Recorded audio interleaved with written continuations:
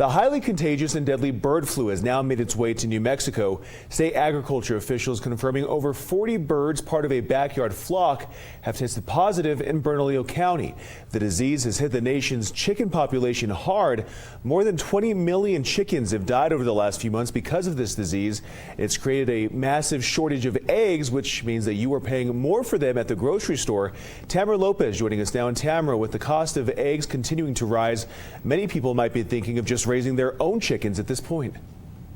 Yeah, Zach, with the national average cost of eggs at $4.95 a dozen, it's pretty easy to see why. And what we do know is recently a non-commercial backyard flock in Bernalillo County was almost entirely wiped out by the bird flu. One local yard coop owner I spoke to says that getting your eggs can be worth it if you're willing to put in a little work first. I don't know what a store-bought egg tastes like because it's been so long. Monica Salazar has been raising chickens in her backyard for almost 20 years.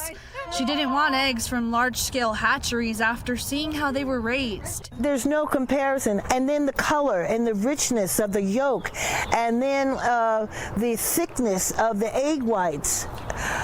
I just can't say enough. And now she's even happier to have her own egg supply. Oh, somebody laid me another egg. Why, thank you. The ongoing nationwide bird flu outbreak has already wiped out thousands of chickens and caused egg prices to skyrocket with no end in sight.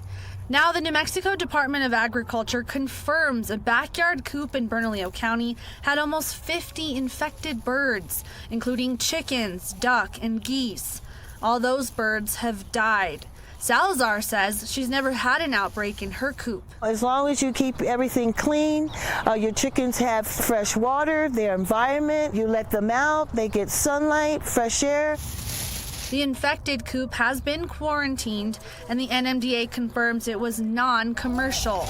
The shortage has had a lot of people want to raise their own chickens. But before the chicken or the eggs, there's hard work. I have to compost a lot of stuff because you will have chicken poop, in the straw, and then I add that into my composting bins along with leaves and grass. She also cleans the droppings and changes the water daily. You're a good girl. And employees tally the guard dog to keep her chickens safe. She protects them from raccoons and squirrels and skunks. Salazar encourages people to get their own chickens, but says just be prepared to work for those precious eggs. It's a lot of fun, and like I said, it's a lot of work.